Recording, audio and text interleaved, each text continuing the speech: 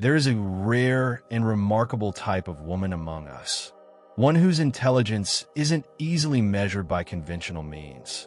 She carries within her an unspoken wisdom, a deep knowing that flows like a current just beneath the surface of human awareness. When you meet her, something within you shifts, even if you don't immediately understand why. Her presence alone stirs something inside, and her silence can often speak louder than words. This type of intelligence can't be found in textbooks or tested through traditional methods. Instead, it resides in the hidden depths of the soul, like a secret current flowing beneath the visible world. For those who possess it, it's not just a skill, it's a gift that defies conventional understanding. For generations, psychologists and depth theorists have been fascinated by this invisible form of intelligence. Carl Jung, in particular, explored this concept through his idea of the superior feeling function, describing a unique psychological capacity found in certain women. This ability goes beyond heightened emotional sensitivity. It reflects a deeper, more intuitive perception of reality. These women don't just feel more, they're attuned to layers of experience that others can't even sense. They navigate through the hidden realms of the world, interpreting symbolic messages from the unconscious and perceiving energetic frequencies that remain invisible to most. Jung's insight into this mysterious phenomenon helps us understand that these women operate with an intuitive intelligence that enables them to read the energies of the world around them. This isn't an ability that most people recognize or understand, but those who possess it can decode messages that lie beyond ordinary perception. They can sense unspoken emotions in a room, detect the subtle energies between people, and even see the hidden motivations behind actions. Often surrounded by an aura of mystery, these women see what others can't, and this profound insight can create an invisible rift between them and the world around them. In truth, these women are like living, breathing barometers of human emotion. They can feel the subtle shifts in energy that most would miss. For example, at a social gathering, while everyone else is chatting casually, they can feel the tension between two people who aren't speaking to each other or the quiet sadness behind someone's smile. It's not paranoia. It's an uncanny ability to read the unspoken signals humans give off. Over time, their heightened awareness has been fine-tuned by a lifetime of experiences, many of which may have included trauma, sensitivity, or even an innate ability passed down through generations. This intuitive gift often carries an ancestral connection. It's as if these women inherit a legacy from grandmothers or great-grandmothers who learned to read the emotional climate of their homes in order to survive. In times of great social unrest, women had to be keenly aware of the subtle shifts in their environment, like the change in their husband's tone or a neighbor's glance that suggested something unsaid. This wisdom, though invisible to most, flows through the bloodlines of women who learned, for survival, to pick up on things others can't. But like all gifts, this one comes with its challenges. To see so clearly means also seeing the hidden truths others desperately try to conceal. These women, though gifted with this ability, often find themselves isolated, not by choice, but because their sensitivity to the hidden world around them makes them distinct, different from the majority. They become mirrors, reflecting truths others are not ready to face. This can create a feeling of being an outsider, someone who sees through the masks people wear, only to discover that most aren't ready to confront their own illusions.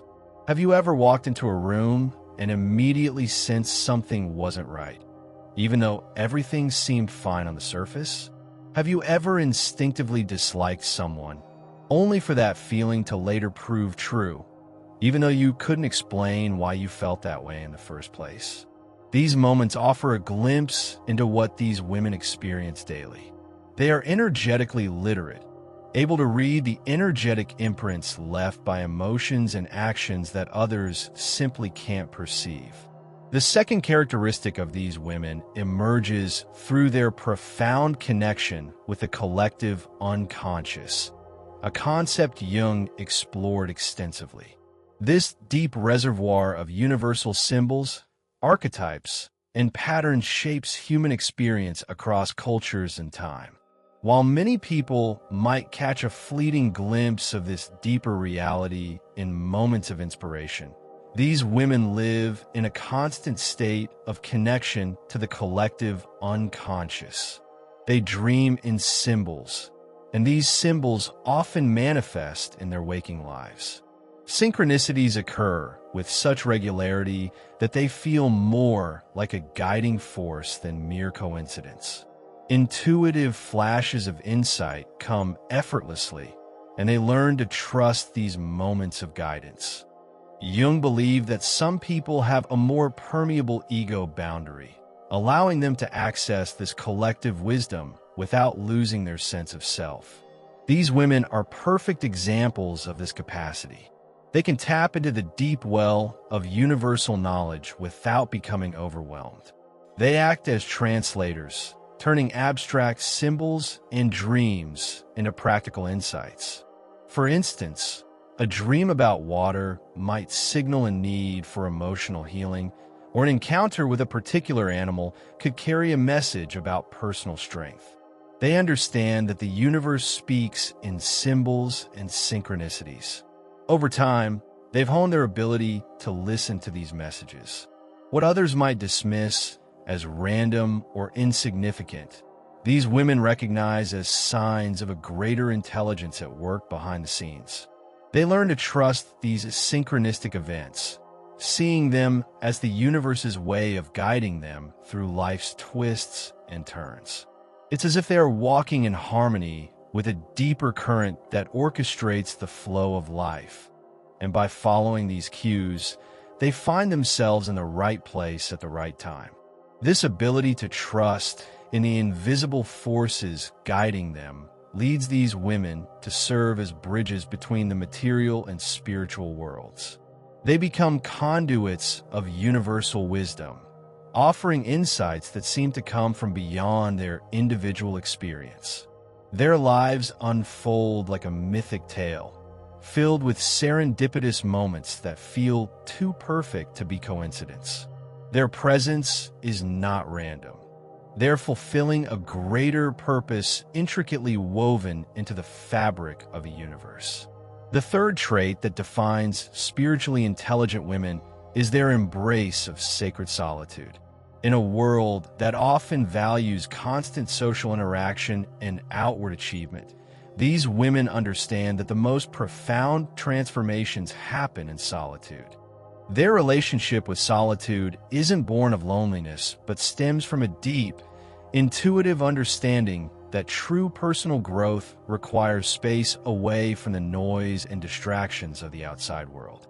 Jung's concept of individuation describes the process of becoming one's true self, a journey that requires periods of withdrawal and introspection. These women instinctively know that their transformation can only happen in silence, away from the influences of others. They are not avoiding life or hiding from the world. They're diving deeper into it, seeking connection with their innermost selves. Their solitude is a sacred space, a laboratory for the soul where they can hear their inner voice above the clamor of external pressures. They use solitude not as an escape, but as a way to replenish their spiritual energy. Instead of numbing themselves with distractions, they engage in practices that nurture their inner wisdom, whether through meditation, journaling, or simply sitting in silence, allowing the noise of daily life to settle so clarity can emerge. These periods of isolation become times of intense personal transformation, where insights, creativity, and spiritual revelations flow freely. Yet, this need for solitude can be misunderstood by those around them. Family and friends may see their desire for alone time as a sign of depression or withdrawal, not realizing that it's a vital part of their spiritual process. They must learn to honor this need without guilt, understanding that their solitude is a form of self-care that ultimately benefits everyone they interact with.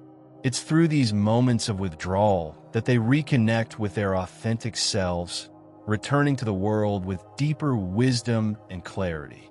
The ability to transform suffering into wisdom is the fourth and most powerful characteristic of these spiritually intelligent women. They do not shy away from pain. Instead, they face it head-on. They possess an innate understanding of the alchemical process that turns suffering into strength, and they willingly descend into their personal darkness to emerge with greater insight. Their journey mirrors that of the wounded healer, someone who has gained the power to heal others precisely because they've intimately known and embraced their own wounds. They understand that transformation can't happen without first facing and accepting the shadows within. This alchemical process of turning personal suffering into universal wisdom is what allows these women to heal not only themselves, but others. It's through their trials and tribulations that they develop the strength, compassion, and insight necessary to guide others through their struggles. These women don't just endure hardship, they transcend it, becoming powerful sources of healing and wisdom for those around them. Carl Jung observed a recurring pattern in the lives of many of his patients, particularly among women who had faced profound trauma or loss. These women didn't allow their suffering to define them or limit their lives. Instead, they used their pain as a source of power, transforming their wounds into wells of compassion and deep insight. Their experiences of hardship became the foundation for their ability to serve others on their healing journey. In a sense, their suffering became the catalyst for their wisdom, making them not just survivors but also beacons of healing. The fifth trait of these spiritually intelligent women is not found in their words, but in their presence. Jung described this phenomenon as therapeutic presence, a way of communicating that transcends spoken language and taps into the vibration of being itself. These women don't rely on grand speeches or motivational words to make an impact. Instead, their very presence communicates volumes. Their silence speaks louder than 100 speeches, offering comfort and healing to those around them. In times of suffering, these women aren't there to offer quick fixes or advice. They simply sit with others, offering their presence as a witness to the pain and challenges unfolding. This form of communication bypasses the intellect and speaks directly to the heart and soul. When these women enter a space marked by sorrow or grief, their mere presence offers an unspoken message. It's possible to endure. It's possible to emerge from darkness with your light still intact. They don't need to recount their struggles or deliver motivational speeches. By simply being grounded, whole, and unbroken, they embody the transformation they speak of. These women understand the power of language, using it with intention and care. Each word is chosen with precision, weighed for its impact. For them, words are tools, not noise. They know that language can create or destroy, heal or harm. Where many scatter words carelessly, these women speak sparingly, knowing that in their restraint lies true resonance. Their silence is full of meaning, unspoken compassion that holds more power than endless chatter. This mindful approach to expression extends to how they manage their energy. They've learned, often through trial and error, that sensitivity requires careful stewardship. Not every room deserves their full openness, and not every conversation deserves their deepest attention. By setting healthy boundaries, they preserve their spiritual resources, ensuring they can continue giving generously without becoming depleted. Like skilled musicians, they know when to let their energy flow and when to rest in silence. It's no surprise that people often report feeling uplifted after even a brief interaction with these women. This is not by accident. These women, in essence, are like human tuning forks, vibrating at higher frequencies and drawing others into alignment through unconscious attunement. Their presence brings balance and peace to those around them, often without them saying a word. They remind others of their innate potential for harmony, clarity, and tranquility.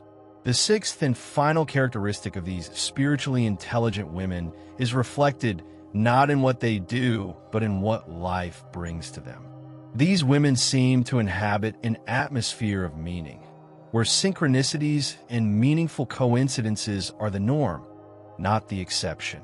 They don't chase after mystical experiences, they magnetize them. Their consciousness acts as a beacon, drawing experiences, people, and opportunities that further their growth and the awakening of those around them. Jung called this phenomenon synchronicity attraction, the clustering of meaningful events that can't be explained by chance. While others may be frantically searching for signs or spiritual experiences, these women simply live in alignment with the flow of life, and the signs naturally follow. Their lives read like a sacred text, each moment unfolding with precision and purpose, orchestrated by a deeper intelligence. This magnetic force is fueled by what Jung referred to as autonomous complexes, inner patterns that, when refined, act as antennas tuned to the frequencies of truth and purpose. However, this gift requires discernment. Not everything that appears as synchronicity is divine guidance, and not every meaningful coincidence is destiny. These women must learn to distinguish between genuine spiritual direction and ego-driven fantasies, between sacred timing and personal impatience. When they develop this clarity, they become master navigators, able to steer their lives with trust and discernment, avoiding the pitfalls others may fall into. Their presence inevitably brings transformation. They do not seek to provoke change, yet by simply being themselves, they awaken something in others. They prompt questions that people didn't even realize they were asking. Their authenticity serves as a mirror that compels others to examine their own masks, revealing the truth beneath. The light they radiate casts shadows that others must confront. This catalytic force doesn't arise from intention. It flows naturally from their deep resonance with truth and authenticity. As these women mature, a paradox unfolds. The more extraordinary their abilities become, the more ordinary they appear. What once seemed mystical becomes second nature, and the dramatic fades into simplicity. They no longer see themselves as special or unique, but rather as instruments of service. Their gifts are no longer badges of superiority. They're simply tools for doing the work they were meant to do. This leads to what Jung described as the return to simplicity. After journeying through the complexities of light and shadow, they arrive at a place of profound ordinariness. Their power no longer shouts from the rooftops. It whispers softly, expressing itself not in grand gestures, but in quiet authenticity. These women no longer seek recognition or validation. They have learned that true assurance comes from within, from the deep sense that by being fully present, attuned, and whole, they are fulfilling their role in the world. The impact they leave behind is not measured in applause or accolades. It is etched in the hearts of those they've touched, in the lives they've quietly shifted, and in the souls they've reminded of their own depth. This, perhaps, is the ultimate expression of spiritual intelligence, the recognition that true influence is invisible. True authority arises not from control or domination, but from love and example. These women become living prayers, walking meditations, and quiet embodiments of what it means to move through life with grace in a world obsessed with noise. The solitude that once felt like exile now becomes a sanctuary. The sensitivity that once seemed like a curse now shines as their greatest strength. The wisdom that once set them apart now serves as a healing balm for a weary world. They have learned to trust the intelligence flowing through them, even when they cannot explain it. They have come to cherish their differences, knowing that their uniqueness is not a defect, but a vital part of their design. They embrace the mystery of their calling, aware that it may never be fully understood, even by themselves. If you feel a resonance with this path, know that you too carry part of this lineage. Your sensitivity is not weakness, it is strength. Your solitude is not emptiness, it is restoration. Your scars are not marks of defeat, they are sacred inscriptions of wisdom. The journey is not an easy one. It requires the courage to believe in what others cannot see, the faith to follow guidance that defies logic, and the strength to remain true to oneself in a world that values conformity over authenticity. But for those who walk this path, there is no other way. This intelligence is not optional. It is the very essence of who you are. The invisible traits you carry are not coincidences. They are callings from the deeper intelligence that governs the universe. Trust the flow of life. Honor your sensitivity. Embrace your solitude. Transform your pain, and speak in silences that resonate louder than words. Welcome the sacred encounters that come your way. Your story matters, and it is a vital part of the collective journey. There are more depths to uncover, more gifts to honor, and more wisdom to rise. As Jung once said, the privilege of a lifetime is to become who you truly are. The shadow calls, and they must respond. But unlike those who collapse beneath the weight of their pain, these women find a way to transform it into something powerful, an alchemical process. Their suffering becomes a crucible, a fire that burns away illusions and clarifies their essence. They emerge not as flawless beings, but as integrated ones, able to hold contradictions without breaking, able to live with paradox without fleeing. This transformation is the foundation of their ability to guide others. It is not theoretical wisdom. It is lived experience, earned through tears, sleepless nights, and decisions made at the edge of despair. Their understanding of healing doesn't come from books. It is etched in their bones, born from living through and beyond their hardest moments. One of the most challenging areas for these women is relationships. Their sensitivity does not allow them to remain on the surface level of connection. They feel the undercurrents, the motivations behind words, the unspoken contracts that bind people, the invisible currents of affection or manipulation. For them, relationships are never casual. They become laboratories for truth. Whether in friendships, romances, or even brief encounters, there is always the potential for deep teaching. While many may be content with surface-level politeness or pretense, these women see with clarity. They can tell when affection is genuine and when it is calculated. They sense when intimacy is real and when it is merely performance. This often creates tension. Partners or friends may accuse them of being too intense, too analytical, or too unwilling to overlook things. But in truth, what disturbs others is not judgment, but clarity. These women hold up mirrors, and not everyone is ready to face what they reflect. However, when relationships align with authenticity, they thrive. These bonds go beyond mere companionship. They become sacred spaces where two souls can evolve together. Trust deepens, creativity flows, and a profound sense of safety emerges. Not because challenges have vanished, but because honesty becomes non-negotiable. The burden of authenticity is a heavy one. Jung once noted that loneliness doesn't stem from being alone, but from being unable to communicate what matters most. For the spiritually intelligent woman, this tension is a constant companion. She longs for community, for connection, yet she cannot betray her truth for the sake of belonging. This often makes her life seem solitary. Others might misinterpret her boundaries as coldness or her solitude as rejection. But what she is really protecting is her authenticity.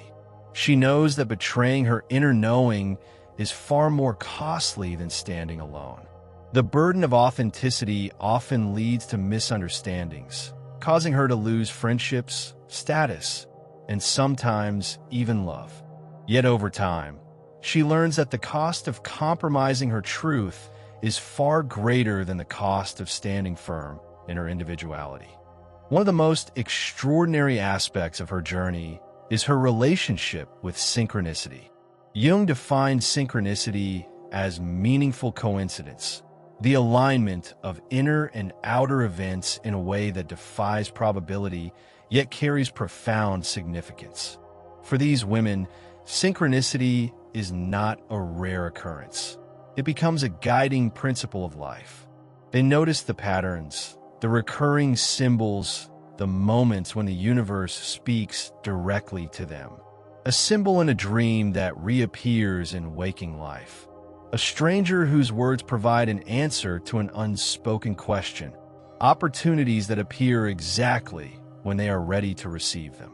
Living by synchronicity requires trust and surrender to a higher intelligence. It demands that they move when the signs appear, even when logic might suggest otherwise.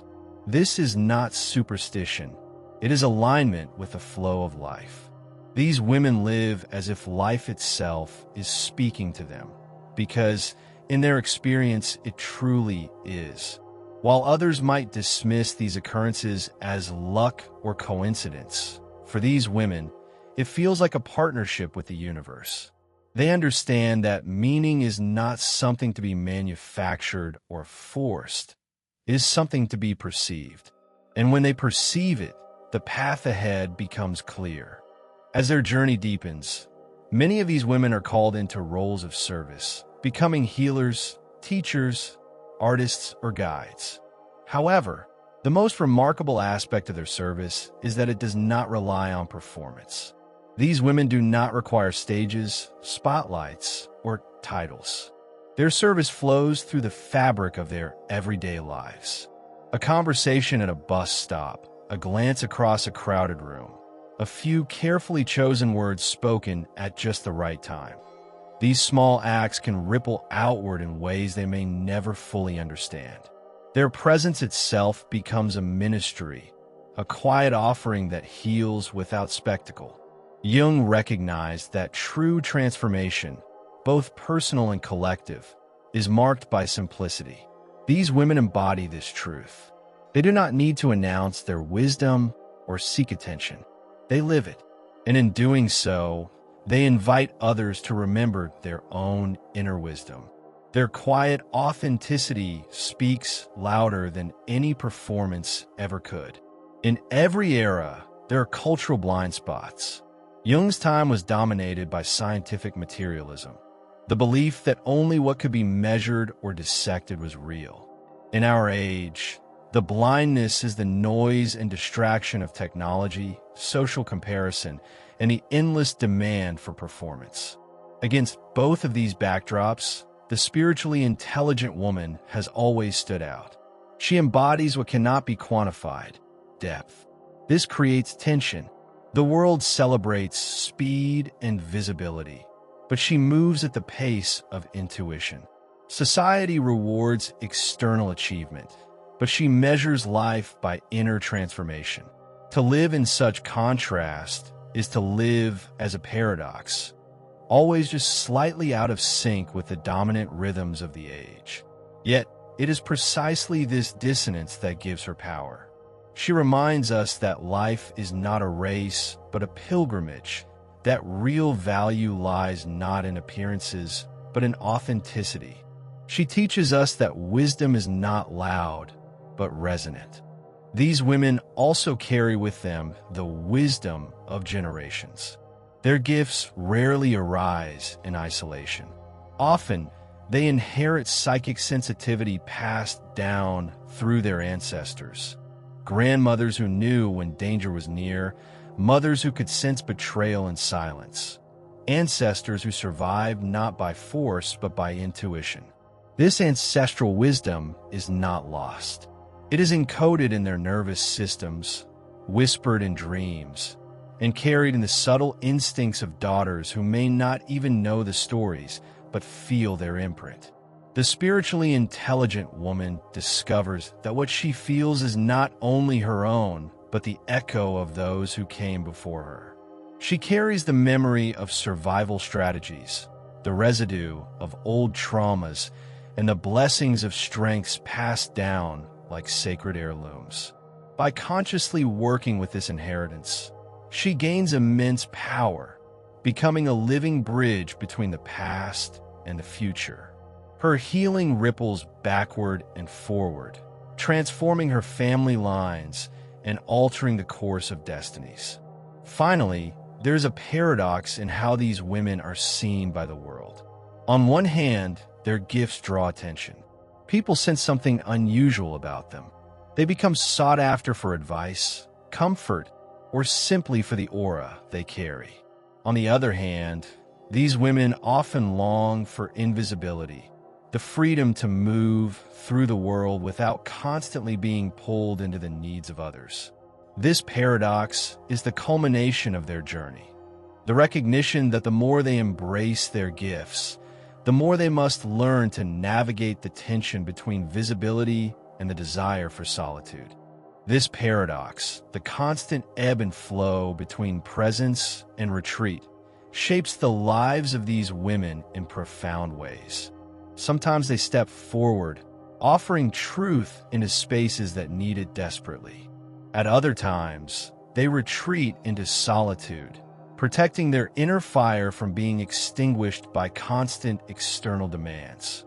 Over time, they learn to embrace this rhythm: emergence and withdrawal, visibility and invisibility. They come to realize that these cycles are not flaws, but part of their design. Much like the moon waxes and wanes, their presence follows natural cycles. They learn to honor the seasons of their energy, giving when their well is full and retreating when it's time to replenish. Living as a mirror means enduring projections. Others often see in them what they cannot face within themselves. Some idealize them, elevating them to angelic heights, calling them healers or even saviors. Others, unable to understand their depth, may resent them, accusing them of being too sensitive, too intense, or too different. Both reactions are born from misunderstanding. The spiritually intelligent woman is not superhuman. She is deeply human, with all the contradictions, strengths, and vulnerabilities that being human entails. Yet, because her presence stirs the unconscious in others, she often becomes a canvas onto which people project their unacknowledged desires and fears. Jung described this dynamic in therapeutic settings as transference, but outside the therapist's office, it plays out in relationships, families, friendships, and workplaces. These women must learn to distinguish between projection and truth. If they confuse the two, they risk inflating into roles they cannot sustain or being crushed under the weight of criticism that is not truly theirs. But when they master this discernment, they become freer. They no longer carry the burden of being who others imagine them to be. Instead, they stand simply as themselves, offering truth without expectation, presence without performance, and power without domination. Perhaps the most radical aspect of their intelligence lies in how they embody power. In a world that often equates power with control, force, and domination, these women reveal a different model. Their power flows from their presence, through inspiration and through resonance. They don't impose, they invite. They don't manipulate, they illuminate. This form of power is not weakness, but deeper strength. As Jung wrote, true authority comes from alignment with the self, that archetypal center of wholeness that transcends ego. When a woman lives from this place, her influence radiates naturally. She doesn't need to argue for her worth, nor does she need to fight for it. People feel it. This power may not make headlines or topple governments, but it changes lives in quieter, subtler ways. It shifts conversations, plants seeds of courage, and awakens possibilities that once seemed impossible. It is subtle, yet unstoppable. After years of walking between worlds, something beautiful happens. These women begin to look ordinary again, not because their gifts have faded, but because they have integrated them so deeply that they no longer need to dramatize them. The extraordinary becomes their second nature. The mystical becomes woven into the fabric of their everyday lives. Whether they are gardening, teaching, raising children, or running businesses, their outward tasks may seem ordinary, but within them, their perception remains attuned to the unseen, their hearts in harmony with deeper rhythms. This is what Jung meant by individuation, not escaping the world, but engaging with it in a deeper, more grounded way. The goal is not to float above life in constant transcendence, but to walk it with wisdom, embodying the eternal within the everyday. And so, the spiritually intelligent woman lives her paradox, extraordinary yet ordinary, visible yet invisible, burdened yet blessed. She embodies a wisdom the world so desperately needs, even when the world does not know how to recognize it. The integration of wholeness is her path. Jung believed that individuation, the process of becoming whole, is not a luxury, but a necessity for the soul. For the spiritually intelligent woman, this is not an abstract theory. It is her daily reality.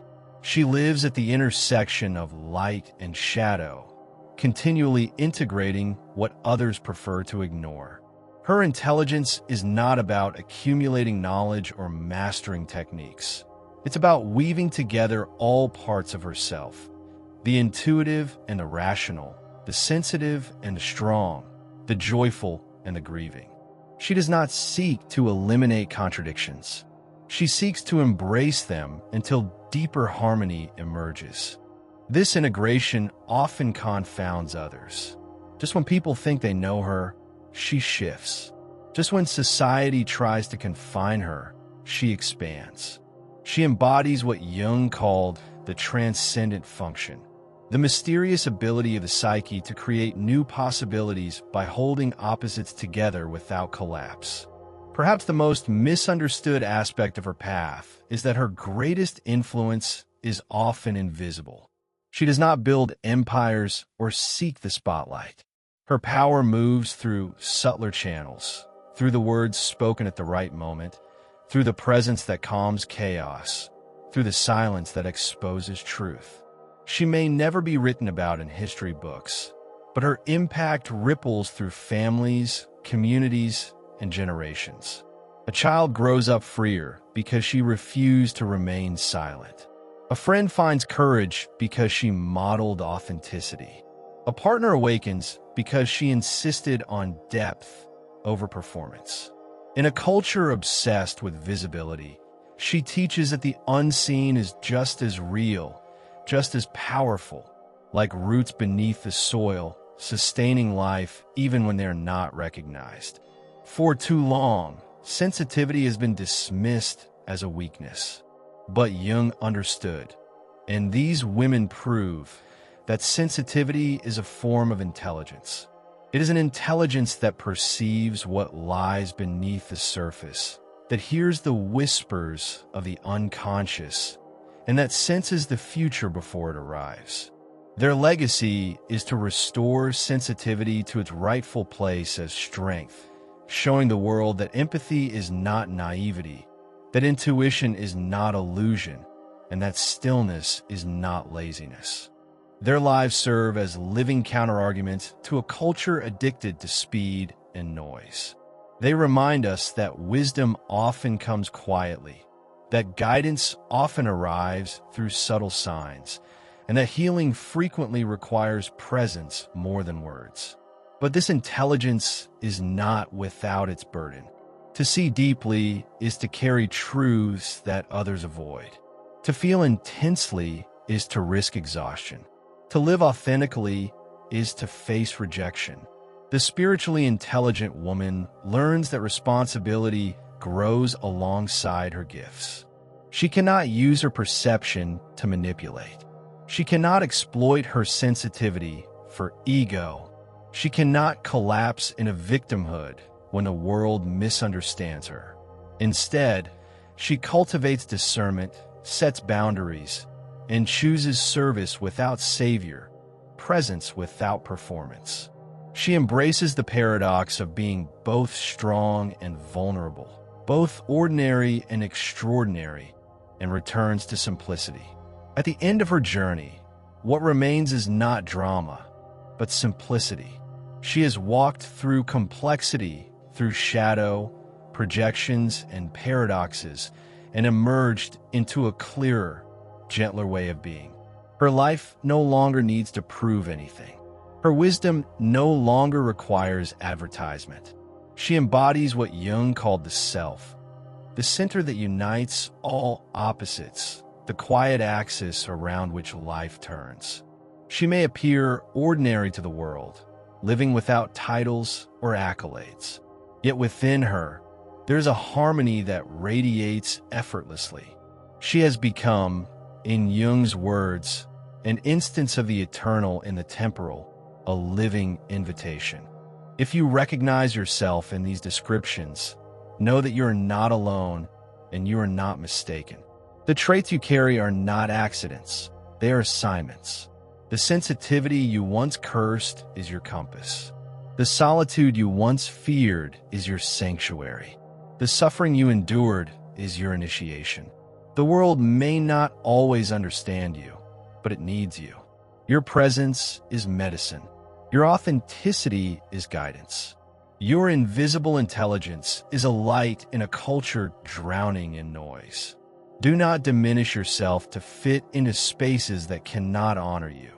Do not apologize for seeing what others refuse to see. Do not silence the voice that whispers truth through your being. Trust the wisdom that flows through you. Honor the calling that chose you. Embrace the mystery that shapes you. This exploration has carried us through the 6 invisible traits, the descent into shadow, the alchemy of suffering, the paradox of visibility, and the quiet legacy of spiritually intelligent women. What Jung glimpsed a century ago remains true today, that the deepest intelligence is not measured by tests or trophies, but by the soul's ability to embody wholeness in a fragmented world. If you felt these ideas resonate with you, take a moment to reflect. Which traits do you most strongly recognize in yourself? Which ones are calling you to express more fully? How might your life change if you trusted them completely? And if this journey has touched you, I invite you to continue exploring with us. Like, share, and subscribe to our channel for more insights. Together, we can continue honoring these invisible gifts and keep the conversation alive, not just for individuals, but for the collective soul.